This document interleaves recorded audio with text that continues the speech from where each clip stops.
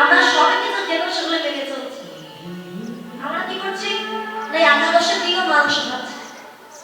একাদশের দিনে একাদশে থাকতে পারি বা না পারি, ওই দিনে আমি নিরামিষ খেলাম, কিন্তু একাদশের দিনও মাংস খাচ্ছি। ভগবান বলছে মূর্খ, এ তো পশুর চাইতে আরো খারাপ।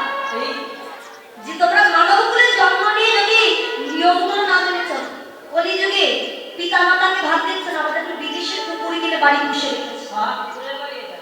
দেখবেন কলিযুগে যেটা হচ্ছে, সাথীর শত্রু বেশি, মানে যারা ভালো তাদের শত্রু বেশি, অসাথে মিত্র বেশি, যাইরা কেউ জ্ঞানের ধারে সবে বাদর কিনে আদর